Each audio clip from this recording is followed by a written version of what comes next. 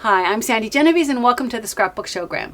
You know, a gatefolded scrapbook opens from the middle and mine features interlocking loops with this chopstick closure. So if this is the chopstick closure, and I picked a chopstick because this is a travel scrapbook that from New York City that features, you know, a visit in part to Chinatown. So I thought this would be perfect for the closure. But when I slide the chopstick out, it frees up these interlocking loops.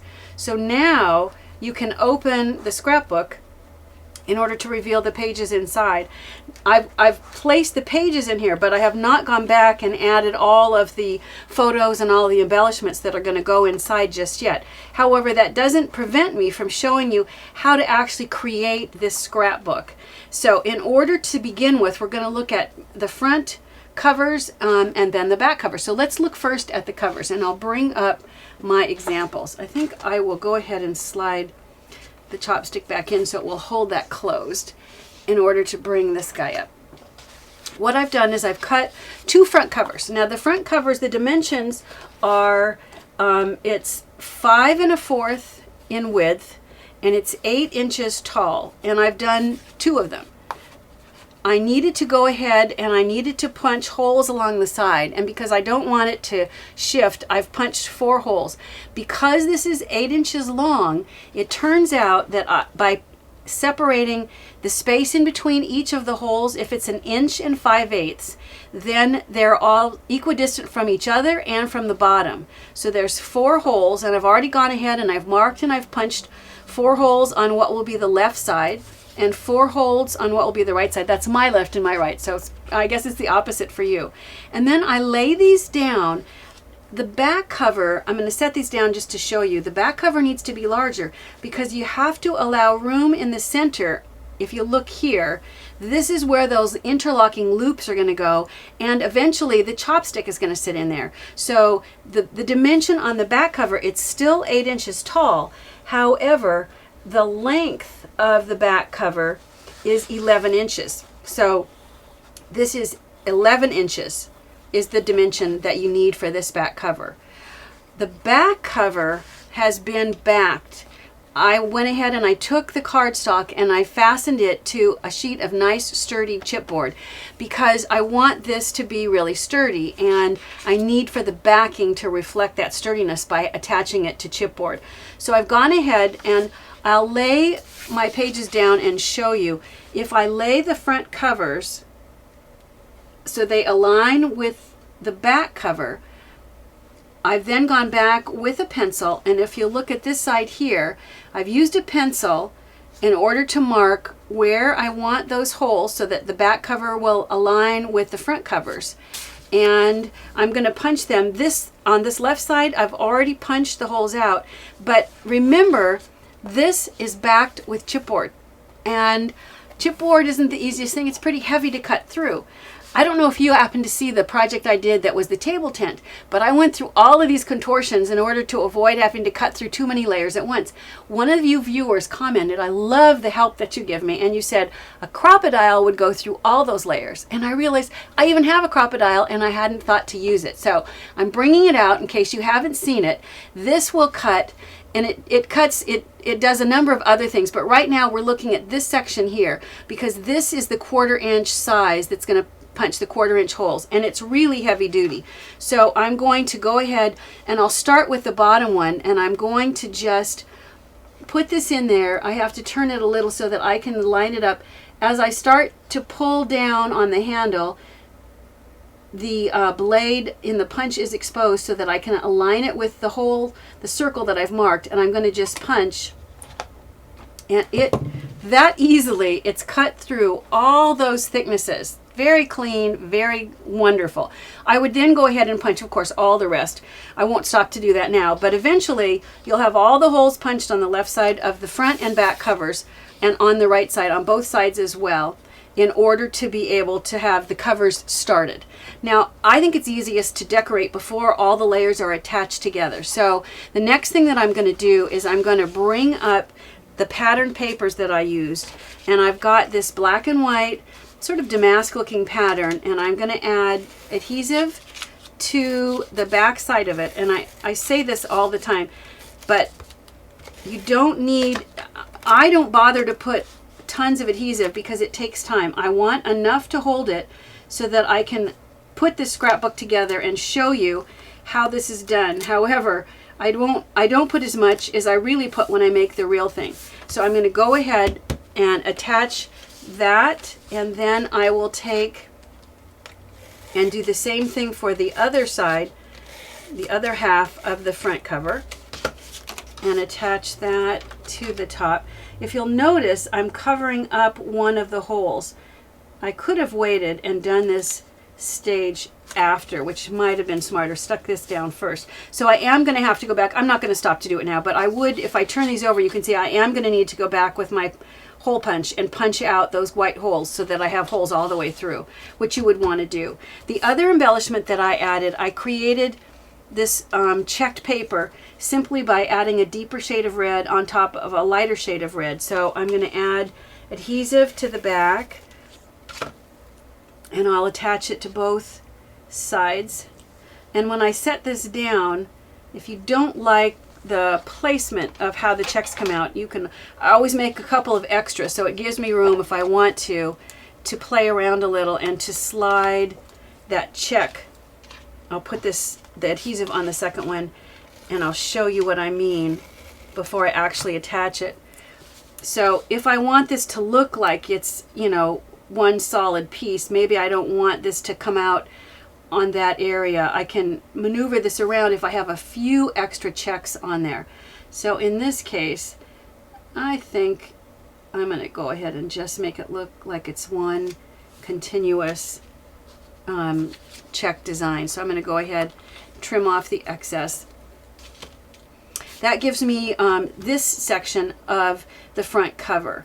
Now I am going to add a map embellishment, and here is the map that I'm going to add, and it's simplest to do this while the book, before it's attached, because this way I can make it go right together, and then when I separate it, the two sides will look, it will look fairly continuous. And I'll bring this up and show you what I mean. Here was one of the maps that I worked with. So it's matted onto a little bit of white, and I just sliced it, and it feels like it continues because it did. So if I take, and you would want, once again, more adhesive than this, but if I put enough to hold it, and I'm not really sure what's going to hit where until I flip it over, but if I start with my map roughly in this position here, and I want it to kind of be angled, I'm going to press it down so it sits on here, and now I'm going to align the other half so that it matches up, and I'll go ahead and I'll press down so that it's attached. And you know what? I can see that I've gone too far off. I'm going to pull this off. It's the beauty of the, if you don't use removable adhesive, boy, I tell you, I could not live without it. When it sets up nicely. Okay, so in this case, oh, you know what the difference is? I need to trim some off here. That's what the difference is. So I'm going to go ahead and I'll trim this. I'll use this street. 42nd Street is the street that I'll use as my straight line in order to trim this. It may not be exactly the same as what I did before, but it will work. So at this point, now I'm going to go ahead and I'm going to position the map. I kind of like it when it goes a little bit at an angle, so it looks a little bit random. Press it down. Do the same thing. Line this up so that the two front covers are going to match. Press it down. You would add, of course, as I said, a lot more adhesive to the back. And then I'm going to turn it over, and I will trim off any of the excess. It's even pretty easy. After I trim this off, I'll show you. Any place where you don't have as much adhesive as you want. I can see that my two front covers I didn't quite get lined up, but I can fix that. So now what I want to do is I want to go back and I want to trim the two halves, separate those two front covers. So that I have a left and a right side. So I'm just cutting that in half. This way, when you put this back together, it really does look like it aligns. Now, it's not difficult to go back. I can put just a little more adhesive to hold this down, but in reality, that's avoided if you do what I suggested in the very beginning and just put a lot more adhesive as you're working with this. Now that the map is attached and this the cover is basically decorated, I want to address how to create those interlocking loops. I need first to measure the midpoint of the cover. So I'm going to take my ruler. Remember that this is 8 inches tall, so I need to mark it at 4 inches, and I'm going to see if I can mark this with a pencil and if I can see my 4-inch mark.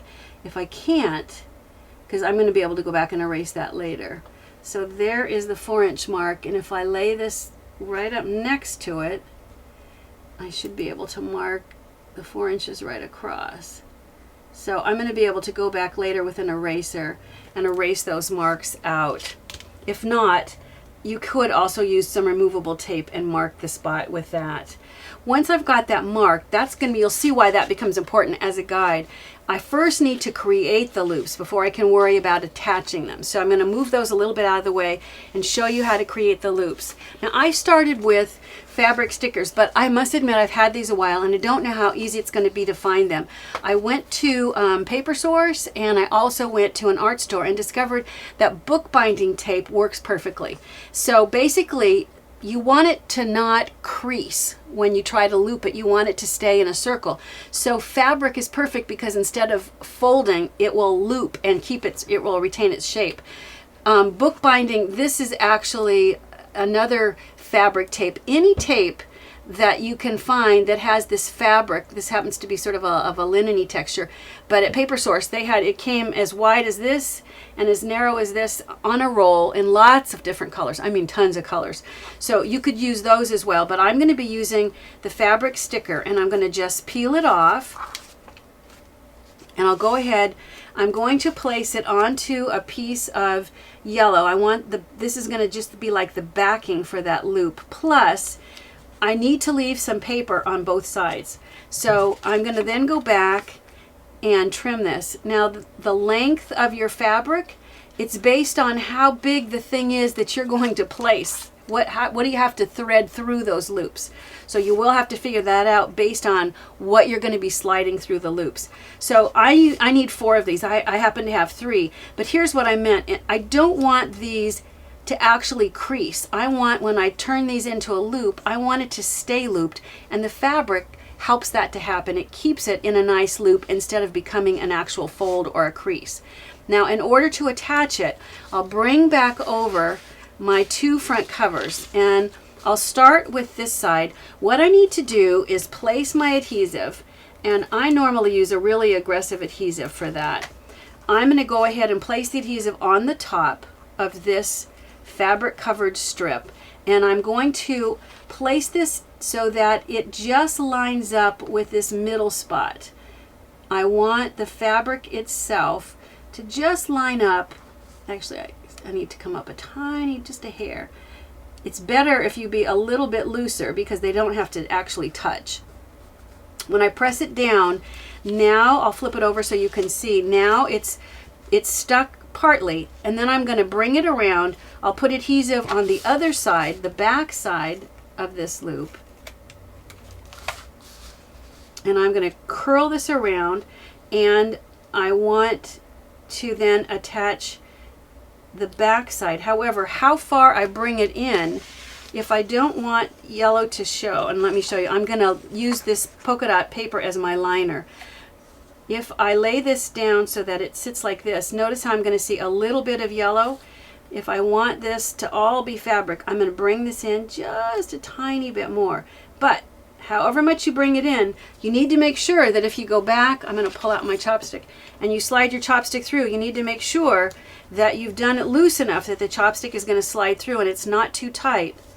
So once you have that placed like so, you're going to then go ahead and you need to do the loop. We'll flip over to doing the loop on the other side. You really need to do all the loops before you attach the liner, but we're not going to stop and do all the loops. If we do the first 2, that's enough for you to get the idea on how this part works.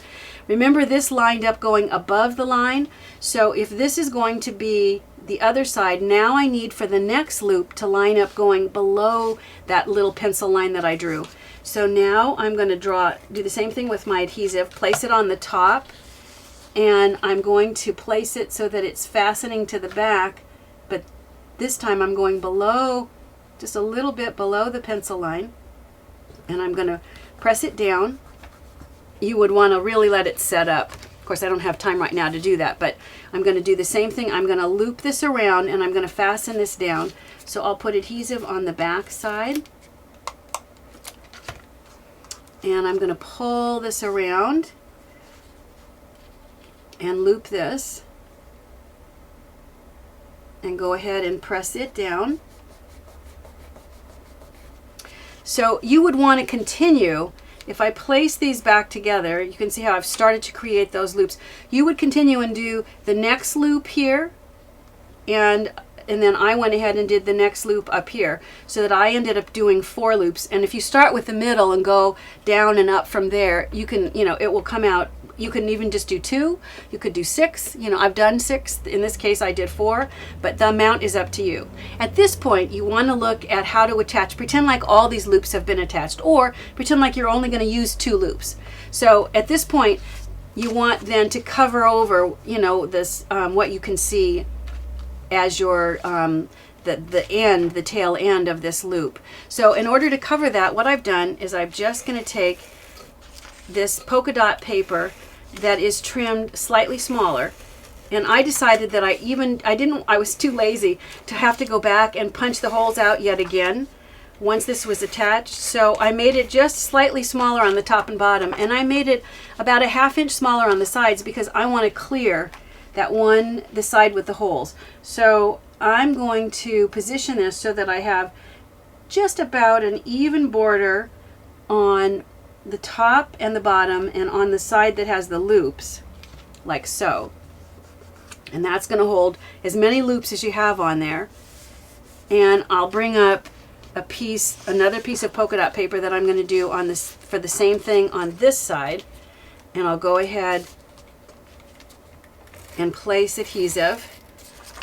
Remembering, as I always say, that you want more adhesive than this. I'm just doing enough to hold it together so you can see how this is constructed. And I'll do the same thing. I want, just a narrow band of yellow that looks, the same all the way. I want the band on the top and the side and the bottom to all look like they're about the same. And notice the same thing is true. I'm clearing those side edges because, and you could go right over them and punch them out again if you want to, but I thought it looked fine this way. So now that you have all of this ready to go, you're going to go back to this. Pretend like you have all of the pages punched inside. I didn't stop to show you that because it's just creating white or whatever color you want, exactly the same dimensions as the left and the right covers that you have for the book. You just recreate those with the holes in the exact same places. Remember, this hole would be punched also. So in order, pretend like you have all the pages in here, and it's time to now attach this into the book. You're going to take these are the bird, if you haven't seen these before, I've used these a number of times. These are bird leg bands. In fact, let me bring up and show you. They come in lots of different colors and lots of sizes, and these are called bird leg bands. They label the bird legs. You buy them like in feed stores, but you can also get them online. We'll put a link to it. And I discovered that Ellison also carries some, and so we'll put a link to them as well. I think you don't have to buy as many. They cost only pennies, but a number of you said, I know that it was less than $10 to buy a whole bunch of them, like 100 or something, but now I have a whole bunch extra, so I love when you use them in future projects. So I decided you could bind these books however you want to, but I thought, why not use the bird leg bands again and give you a good use for them? So I'm going to go ahead and attach this. You just slide it over and into the position where it lines up with the holes, and you'd have all the inside pages as well. Okay, so after you've attached one ring, you're going to just then go ahead and attach a ring in each of the holes on both sides. I'm not going to stop to do that now, but you would attach rings in all the holes on both sides. And if I put this together, you can see how, even though I don't have the rings on the other side, let me bring the chopstick over and show you. You can see how this is starting to work, so that now when I slide the chopstick through, it's going to hold the covers closed, and I would need then to go back and add all of the leg bands as my binding into all of the holes, which aren't even all punched yet. Another thing that you want to be sure to do is, I'll remove this so I can show you. Remember, I drew the halfway point with a pencil. You are going to want to go back with a pencil eraser and erase out those pencil lines that I put right on the map. You would do that on the other side as well. So let me bring back the finished one and remind you how fun opened up. This one, as I mentioned, is travel themed and closed with the chopstick in there. Now this is with the chopstick, but what's kind of fun is to switch it out. This could be, I don't know if this will even be the right size for this, but if you want to switch it out, I've done these where instead of the chopstick, I had a pencil when I was doing a scrapbook that was school photos. So in this case, the pencil looks like this one is not fresh and new like I'd want to use, but it works kind of a similar way. If you wanted to use one of these big fat primary pencils, you would need to make the loops larger. There's lots of fun things. It's kind of fun to figure it out. You know, you can substitute any number of items to slide through the loops in order to hold the scrapbook closed. Part of the fun, it's deciding what to use.